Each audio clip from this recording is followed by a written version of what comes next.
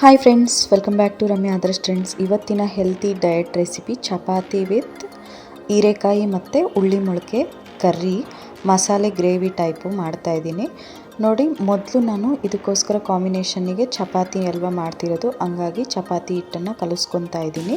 So ನಾನು counter top ಮೇಲೇ ನನಗೆ ಯಾವಾಗಲೂ ಕಂಫರ್ಟ್ ಇರುತ್ತೆ, ಅದಕ್ಕೋಸ್ಕರ ನೀಟಾಗಿ ಕ್ಲೀನ್ ಮಾಡ್ಕೊಂಬಿಟ್ಟು ಆ ಕೌಂಟರ್ ಟಾಪ್ನ ಅಲ್ಲೇ ಚಪಾತಿ ಹಿಟ್ಟನ್ನು ಕಲಿಸ್ಕೊತೀನಿ ಈ ಥರ. ಸೊ ನಾದೋದಕ್ಕೂ ಕೂಡ ತುಂಬ ಚೆನ್ನಾಗಿರುತ್ತೆ, ಈ ಥರ ನೀಟಾಗಿ ಕಲಿಸ್ಕೊಬೋದು. ಈ ಥರ ಕಲಿಸ್ಕೊಂಡ್ರೆ ಏನಪ್ಪ ಅಂದರೆ ಚಪಾತಿ ತುಂಬ ಮೆತ್ತಗೆ ಬರುತ್ತೆ, ಸಾಫ್ಟಾಗಿ ತೆಳುವಾಗಿ.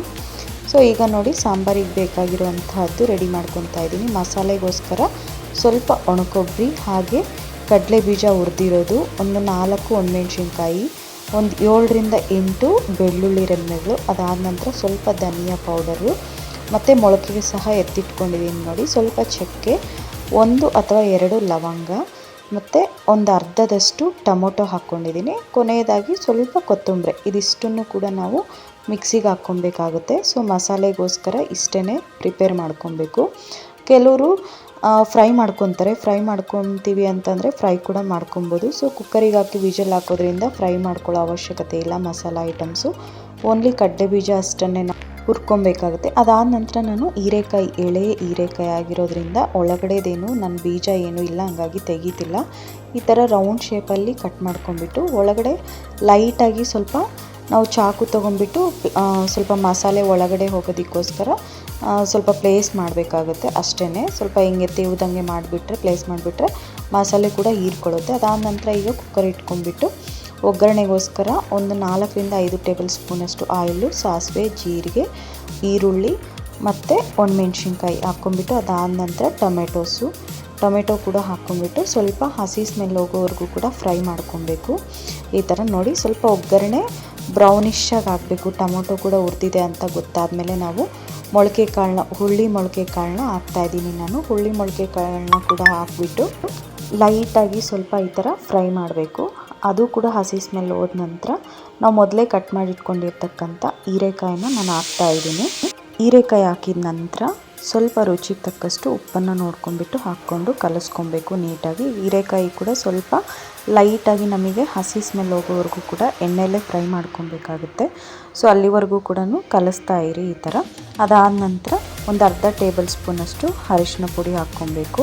ಅರಿಶಿನ ಪುಡಿ ಕೂಡ ಹಾಕ್ಕೊಂಡು ನೀಟಾಗಿ ಈ ಥರ ಕಲಿಸ್ಕೊಳ್ಳಿ. ಈಗ ನಾವು ಮೊದಲೇ ರುಬ್ಬಿಟ್ಕೊಂಡಿರೋ ಮಸಾಲೆ ಇತ್ತು ಅಲ್ವಾ, ಅದೆಲ್ಲದನ್ನು ಕೂಡ ಇದರಲ್ಲಿ ಹಾಕ್ಕೊಬೇಕು. ತುಂಬ ಟೇಸ್ಟಿಯಾಗಿರುತ್ತೆ ಈ ಸಾಂಬಾರು ಬಂದುಬಿಟ್ಟು. ಸೊ ಮಸಾಲೆ ಗ್ರೇವಿ ಅಂತ ಕೂಡ ಅನ್ಬೋದು. ಇದು ಮುದ್ದೆಗೂ ಚೆನ್ನಾಗಿರುತ್ತೆ, ಅನ್ನಕ್ಕೂ ಚೆನ್ನಾಗಿರುತ್ತೆ, ಜೊತೆಗೆ ಹೆಲ್ತಿ ಕೂಡ ಹೌದು. ಚಪಾತಿ ಜೊತೆಗೆ ಬ್ರೇಕ್ಫಾಸ್ಟಿಗೂ ಎಲ್ಲದಕ್ಕೂ ತಿನ್ಬೋದು. ಈಗ ನೋಡಿ ನಿಮಗೆ ಎಷ್ಟು ಕ್ವಾಂಟಿಟಿ ಬೇಕೋ, ತಿಕ್ಕಾಗಿರಬೇಕು ಅಂತಂದರೆ ನೀರನ್ನು ಕಡಿಮೆ ಹಾಕ್ಕೊಳ್ಳಿ.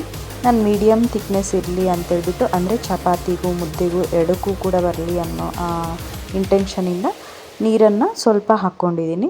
ರುಚಿಗೆ ತಕ್ಕ ಟೇಸ್ಟ್ನ ನೋಡ್ಕೊಂಬಿಟ್ಟು ರುಚಿಗೆ ತಕ್ಕಷ್ಟು ಉಪ್ಪನ್ನು ಆ್ಯಡ್ ಮಾಡ್ಕೋಬೇಕು. ಈಗ ಕೊನೆಯದಾಗಿ ಸ್ವಲ್ಪ ಬಟರ್ನ ಆ್ಯಡ್ ಮಾಡ್ತಾಯಿದ್ದೀನಿ ನಾನು.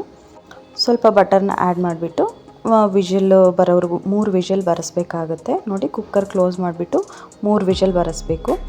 ಒಂದು ಸೈಡು ಕುಕ್ಕರ್ ಇಟ್ಬಿಟ್ಟು ಈಗ ಮೊದಲೇ ಕಲಸಿಟ್ಕೊಂಡಿರೋ ಚಪಾತಿ ಹಿಟ್ಟನ್ನು ಚಪಾತಿಗೋಸ್ಕರ ರೆಡಿ ಮಾಡ್ಕೊತಾ ಇದ್ದೀನಿ ನೋಡಿ. ನಾವು ಚಪಾತಿ ಹಿಟ್ಟನ್ನು ಈ ಥರ ಮೊದಲೇ ಕಲಸಿಟ್ಕೊಂಡ್ರೆ ತುಂಬ ಸಾಫ್ಟಾಗಿ ಬರುತ್ತೆ, ಮೆತ್ತಗೆ. ಮೀಡಿಯಮ್ಮಾಗಿ ಈ ಥರ ನಾವು ಫಾಸ್ಟಾಗೂ ಕೂಡ ಉಜ್ಕೊಬೋದು. ನಾವು ಮೇಯ್ನು ಹಿಟ್ಟು ಕಲಸೋದ್ರಿಂದ ಚಪಾತಿ ಮೆತ್ತಗೆ ಬರೋದು ಗೊತ್ತಾಗುತ್ತೆ. ಸೊ ನೋಡಿ ಸ್ವಲ್ಪ ಎಣ್ಣೆ ಹಾಕ್ಕೊಂಬಿಟ್ಟು ಕಲಸಿಟ್ಕೊಂಡ್ರೆ ತುಂಬ ಸಾಫ್ಟಾಗಿ ಬರುತ್ತೆ. ಎಷ್ಟು ಚೆನ್ನಾಗಿ ಬಂದಿದೆ ನೋಡಿ. ಲೈಟಾಗಿ ಸ್ವಲ್ಪ ಎಣ್ಣೆ ಅಥವಾ ತುಪ್ಪ ಹಾಕ್ಕೊಂಡು ಸುಟ್ಕೊಂಡ್ಬಿಟ್ರೆ ಮುಗೀತು. ಈಗ ನೋಡಿ 3 ವಿಷಲ್ ಬಂದಿದೆ. ಕರ್ರಿ ಕೂಡ ರೆಡಿ ಆಗಿಬಿಡ್ತು. ಸ್ವಲ್ಪ ಕುದಿಸ್ಕೊಂಬಿಟ್ಟು ಕುಕ್ಕರು ಲಿಡ್ ಓಪನ್ ಮಾಡಿದ ತಕ್ಷಣ ಕೂಡ ಸ್ವಲ್ಪ ಕುದಿಸ್ಕೊಂಬಿಟ್ರೆ ಸ್ವಲ್ಪ ಆ ಹವೆ ಎಲ್ಲ ಹೋಗಿದ ತಕ್ಷಣ ಗಟ್ಟಿ ಆಗುತ್ತೆ. ಇದು ಇಷ್ಟೇ ತೆಳುವಾಗಿರೋದಿಲ್ಲ, ಸ್ವಲ್ಪ ಗಟ್ಟಿ ಆಗುತ್ತೆ. ಸೊ ನೋಡಿದ್ರಿ, ಹೆಲ್ತಿ ರೆಸಿಪಿ, ಅದ್ರ ಜೊತೆಗೆ ಸಿಂಪಲ್ ಆ್ಯಂಡ್ ಈಸಿಯಾಗಿ ಮಾಡ್ಕೊಬೋದು. ಇದನ್ನು ಈಗ ಚಪಾತಿ ಅಥವಾ ಮುದ್ದೆ ಅಥವಾ ಅನ್ನದ ಜೊತೆ ಸರ್ವ್ ಮಾಡಿಕೊಂಡ್ರೆ ಮುಗೀತು. ಚಪಾತಿ ಕೂಡ ಎಷ್ಟು ಸಾಫ್ಟಾಗಿ ಬಂದಿದೆ. ಇದನ್ನು ಚಪಾತಿ ಜೊತೆಗೆ ಸರ್ವ್ ಮಾಡಿಕೊಂಡ್ರೆ ಮುಗೀತು. ಈ ರೆಸಿಪಿ ನೀವು ಕೂಡ ಟ್ರೈ ಮಾಡಿ. ಡಯಟ್ ಫಾಲೋ ಮಾಡೋವಂಥವರಿಗೆ ತುಂಬ ಒಳ್ಳೆ ಫುಡ್ ಅಂತ ಹೇಳ್ಬೋದು. ಯಾಕಪ್ಪ ಅಂತಂದರೆ ಮೊಳಕೆ ಹಾಕಿರ್ತೀವಿ, ಅದ್ರ ಜೊತೆಗೆ ಹೀರೆಕಾಯಿ ತಂಪು ಕೂಡ ಹೌದು. ಸೊ ನೋಡಿದ್ರಿ ಅಲ್ವಾ, ನೀವು ಕೂಡ ತಪ್ಪದೆ ಈ ರೆಸಿಪಿನ ಟ್ರೈ ಮಾಡಿ, ತುಂಬ ಟೇಸ್ಟಿಯಾಗಿರುತ್ತೆ. ನಿಮಗೆ ರೆಸಿಪಿ ಇಷ್ಟ ಆದರೆ ಲೈಕ್, ಶೇರ್, ಸಬ್ಸ್ಕ್ರೈಬ್ ಮಾಡೋದ್ರ ಮಾತ್ರ ಮರಿಬೇಡಿ.